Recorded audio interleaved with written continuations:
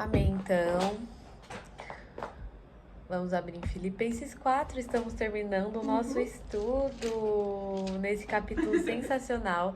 E a gente vai para um dos capítulos mais lindos da Bíblia, mais conhecidos, né? É o Filipenses 4. Então vamos ler ele completo e depois a gente vem destrinchando as partes mais importantes. Bom, portanto, meus irmãos, a quem amo e de que tenho saudade, vocês que são a minha alegria e a minha coroa, permaneçam assim firmes no Senhor, ó amados. O que eu rogo a Evódia e também a Sintique é que vivam em harmonia no Senhor. Sim, e peço a você, leal companheiro de julgo, que as ajude, pois lutaram ao meu lado na causa do Evangelho. Com Clemente e meus demais cooperadores, os seus nomes estão no livro da vida. Alegre-se sempre no Senhor. Novamente direi, alegrem-se. Seja a amabilidade de vocês conhecida por todos. Perto está o Senhor. Não andem ansiosos por coisa alguma, mas em tudo, pela oração e súplica e com ação de graça, apresentem seus pedidos a Deus. E a paz de Deus, que excede todo entendimento, guardará os seus corações e as suas mentes em Cristo Jesus. Finalmente, irmãos, tudo que for verdadeiro, tudo que for nobre, tudo que for correto, tudo que for puro, tudo que for amável, tudo que for de boa fama, se houver algo de excelente ou digno de louvor, pensem nessas coisas. Tudo que vocês aprenderam, receberam, ouviram e viram em mim, ponham-no em prática, e o Deus da paz estará com vocês. Alegro-me grandemente no Senhor, porque finalmente vocês renovaram o seu interesse por mim. De fato, vocês já se interessavam, mas não tinham oportunidade para demonstrá-lo. Não estou dizendo isso porque esteja necessitado, pois aprendi a adaptar-me a toda e qualquer circunstância. Sei o que é passar necessidade, sei o que é ter fartura. Aprendi o segredo de viver contente em toda e qualquer situação, seja bem alimentado, seja com fome, tendo muito ou passando necessidade. Tudo posso naquele que me fortalece. Apesar disso, vocês fizeram bem em participar de minhas tribulações. Como vocês sabem, filipenses, nos seus primeiros dias no Evangelho, quando parti da Macedônia, nenhuma igreja partilhou comigo no que se refere a dar e receber, exceto vocês. Pois, estando eu em Tessalônica, vocês me mandaram ajuda, não apenas uma vez, mas duas, quando tive necessidade. Não que eu esteja procurando ofertas, mas o que pode ser creditado na conta de vocês. Recebi tudo e o que tenho é mais que suficiente. Estou amplamente suprido agora que recebi de Epafrodito os donativos que vocês enviaram. Elas são uma oferta de aroma suave, um sacrifício aceitável e agradável a Deus. O meu Deus suprirá todas as necessidades de vocês, de acordo com as suas gloriosas riquezas em Cristo Jesus. A nosso Deus e Pai seja a glória para todos sempre. Amém. Saúdem a todos os santos em Cristo Jesus. Os irmãos que estão comigo enviam saudações. Todos os santos lhe enviam saudações, especialmente os que estão no palácio de César. A graça do Senhor Jesus Cristo seja com o espírito de vocês. Amém. Gente, que capítulo lindo, né? Se a gente fosse resumir, falar um tema, um título para esse capítulo, com certeza seria estar satisfeito em Deus. Eu vou colocar pra Satisfação em Deus. Professora, peraí, deixa eu tratar. Tá, é que eu tô olhando o que eu escrevi. É só por isso. Não tô olhando, nem tô no vídeo. Não, perdão. Mas o que se fosse para colocar um título nesse capítulo, seria com certeza satisfação em Deus. Paulo, ele vai dar uma conclusão completa do que ele vem falando desde o primeiro capítulo, que é sobre alegria, sobre estar satisfeito em Cristo, independente da situação que você está vivendo.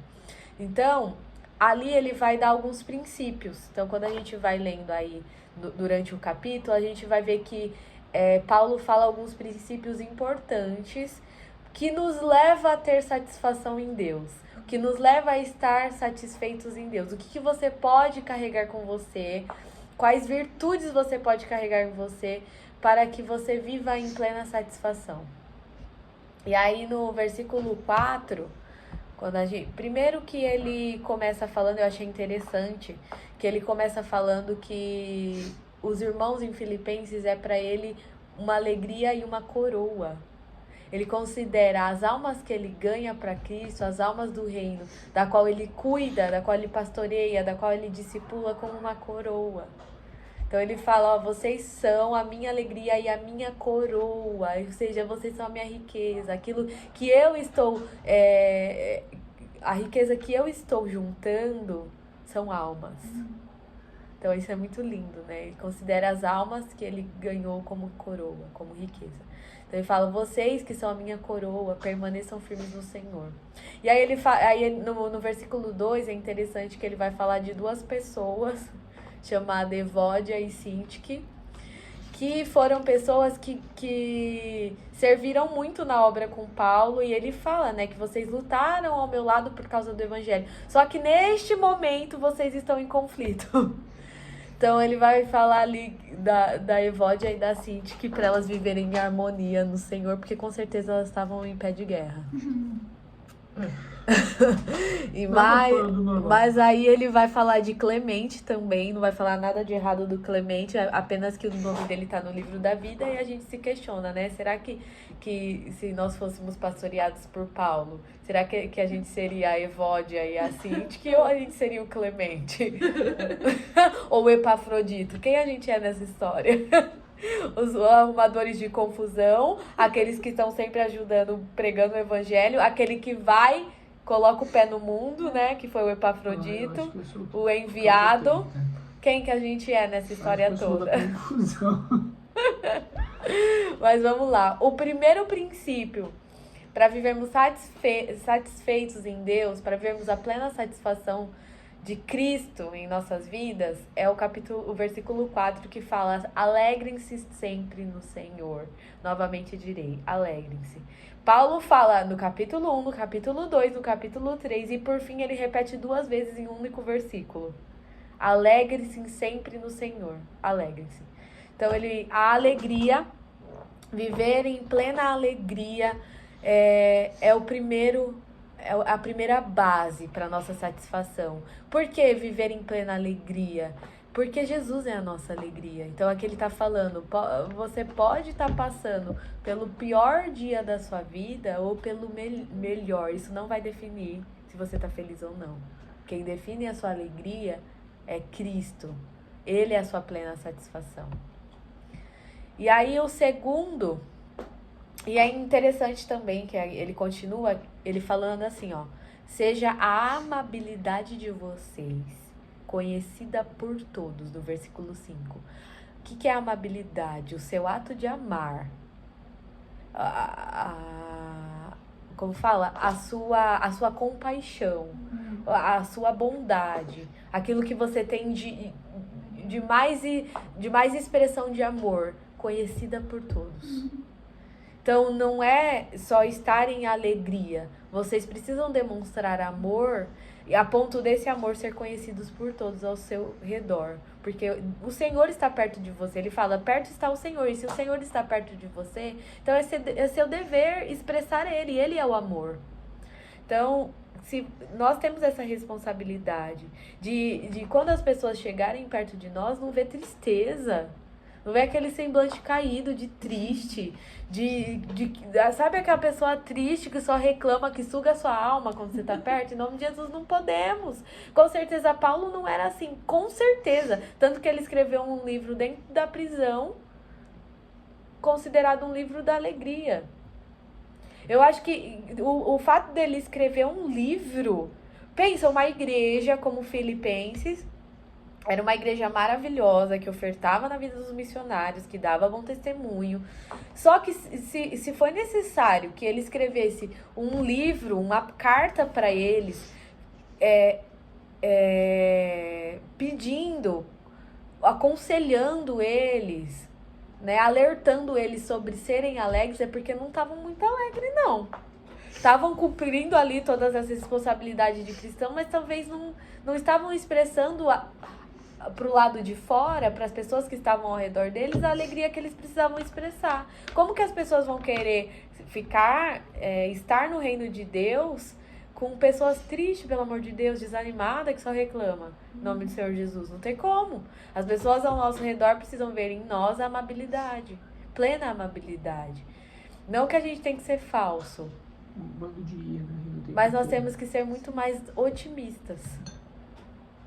Com certeza. Igual o Paulo aqui dentro da prisão, pelo amor de Deus. Ele poderia estar escrevendo uma carta triste, poderia ser conhecido como Lamentações. A Sim. carta de Jeremias aqui na carta de Filipenses, poderia muito bem. Mas ficou conhecida como a carta da alegria, porque ele olhou, o modo como Paulo olha para o sofrimento é uma visão que nenhum de nós talvez precise, nunca experimentou e precise aprender a experimentar. De olhar para o sofrimento e você dedicar o seu sofrimento a Cristo. Falar, não, o sofrimento que eu estou vivendo é para moldar o meu caráter, para que eu seja cada vez mais parecida com Cristo. Amém, glória a Deus, aleluia. É esse modo como Paulo olha para o sofrimento dele, de que eu estou passando por esse sofrimento, ai, não é tadinho de mim, que vítima eu sou. Não merecia estar passando por isso. Não, eu merecia sim. E eu vou aceitar esse sofrimento sim, porque o sofrimento me molda a ser mais parecido com Jesus. Então você. E por ele, eu preciso estar disposto a passar por isso. Para que por ele eu alcance mais ainda o meu caráter de verdadeiro cristão. Bom, o segundo princípio que Paulo vai nos falar aqui no capítulo, para sermos mais satisfeitos em Cristo, está no versículo 6, que é um dos versículos mais conhecidos, obviamente, que fala sobre ansiedade. Não andem ansiosos por coisa alguma, mas em tudo, pela oração e súplicas e com ação de graças, apresentem seus pedidos a Deus. Quando Paulo fala isso, parece contraditório. Tipo assim, tá errado. Algo de errado não está certo. Como assim você fala não, pra gente não andar ansiosa e ainda apresentar ação de graça, fazer festa? Pelo amor de Deus. O pau tá Como fechando assim? aqui. O pau tá atorando. E ele ainda fala, gente, não andem ansiosos, não é pelo dinheiro, ou ansiosos pela família, ansiosos pelo futuro, não. Ele falou, não andem ansiosos por coisa alguma. Ele deixa bem claro que nós não podemos andar ansiosos por coisa alguma. Mas, ele fala, mas, se por acaso a ansiedade bater na sua porta, porque isso vai acontecer, como que você tem que se livrar da ansiedade e ser mais satisfeitos em Deus? A resposta tá aí. Oração. Eu falo com as crianças. Oração. Oração. Através da oração que a gente... É só através da oração que a gente vai se libertar da ansiedade. É só através da vida com Deus, através da nossa vida diária com Deus, que nós vamos viver livres da ansiedade. Mas não, a gente quer comer quando a gente tá ansioso. A gente quer achar refúgio em celular, em TV, ou sei lá, qualquer outra coisa. E nunca em oração. A gente nunca busca a oração como um refúgio para as nossas ansiedades. E Paulo já falou o remédio, ó. Há 2000 anos agora. Paulo já falou o remédio há muito tempo e a gente que não toma. E é de Falou, graça. e é de graça. Desculpa, mãe. É de graça. Se tá ansioso, vai orar. Apresenta sua oração e súplica a Deus. E ainda faz festa. Comemora como se tudo já tivesse acontecido. É real aquilo quando falam que 80% da nossa ansiedade nunca vai acontecer. E a gente gasta tempo ficando ansioso à toa. A gente gasta tempo ficando ansioso à toa. E eu quero dar um destaque aqui para essa parte de ansiedade, lendo com vocês Mateus 6. Mateus 6 é o refrigério para o ansioso. Eu adoro esse capítulo, amo. Famoso. O famoso capítulo 6 de Mateus é um refrigério para todo coração ansioso. Então, se você tá com o coração ansioso, leia Mateus 6. Mateus 6 faz parte do Sermão do Monte. E Jesus vai falar assim, lá, vou começar... onde? 23. mais embaixo. 25. Que fala assim, ó. Não, 24. Não, 23 do 24. Ninguém pode servir a dois senhores, pois odiará um e amará o outro, ou se dedicará a um e desprezará o outro. Vocês não podem servir a Deus e ao dinheiro. Portanto, eu lhes digo, não se preocupem com as suas próprias vidas, quanto ao que comer ou beber, nem com seus próprios corpos, quanto ao que vestir. Não é a vida mais importante do que a comida? E o corpo mais importante do que a roupa? Observem as aves do céu, não semeiam, nem colhem, nem armazenam em celeiros. Contudo, o Pai Celestial as alimenta. Não tem vocês muito mais valor do que elas? Quem de vocês, por mais que se preocupe, pode acrescentar uma hora que seja a sua vida? Porque vocês se preocupam com roupas. Vejam como crescem os lírios dos campos. Eles não trabalham nem tecem. Contudo, eu lhes digo que nem Salomão, em toda a sua glória, em todo o seu esplendor, vestisse como um deles. Se Deus veste assim a erva do campo, que hoje existe e amanhã é lançada ao fogo, não vestirá muito mais a vocês, homens de pequena fé. Portanto, não se preocupem dizendo o que vamos comer, ou o que vamos beber, ou o que vamos vestir, pois os pagãos é que correm atrás dessas coisas. Mas o Pai Celestial sabe que vocês precisam delas. Busquem, pois, em primeiro lugar o reino de Deus e a sua justiça, e todas essas coisas lhes serão acrescentadas. Que coisas? A comida, a bebida e a roupa. Portanto, não se preocupem com o amanhã, pois o amanhã se preocupará consigo mesmo. Basta cada dia o seu próprio mal. Esse capítulo é osso, né? Por que que a gente... É muito Por que difícil que a gente de não... viver, é difícil de Por que que a gente não vive, né? Em nome do Senhor Jesus. Não andem ansiosos por coisa alguma. Se Deus cuida da plantinha que nasce hoje, amanhã morre. Se Deus cuida do passarinho, em nome do Senhor Jesus, vai cuidar da gente. Vai cuidar da gente. Não precisamos nos preocupar. E aí, sabe que ele continua falando? Quando você tá ansioso e você vai até Deus orar, oferecer as suas súplicas e os seus pedidos a Ele, sabe o que acontece com você? No versículo 6 ele vai falar. No versículo 7 ele vai falar: e a paz de Deus, que excede todo entendimento, guardará os seus corações e as suas mentes em Cristo. Então, quando você compreende que a sua vida é dele, que tudo pertence a ele, que ele está no controle de tudo e que você não precisa temer mais nada, porque ele está com você, ele está perto. Ele está perto, meu Deus. Por que a gente entende isso? Que Jesus está do nosso lado todo o tempo, todo momento, todo instante. Ele está aqui. Então, quando a gente entende isso, fala com ele, tem uma vida com ele, a paz de Deus, não é a paz do mundo. Não é o sossego do mundo. Não, a paz de Deus que excede todo o entendimento. É uma paz que ninguém entende. Guardará os seus corações. Por que a paz que excede todo o entendimento? É uma paz que não é que vai cessar o seu sofrimento. É uma paz que vai fazer você sentir paz mesmo sofrendo. Entendeu? Não é uma paz que vai te livrar da fornalha. É uma paz que vai passar com você dentro dela. Não é uma paz que vai te livrar do leão.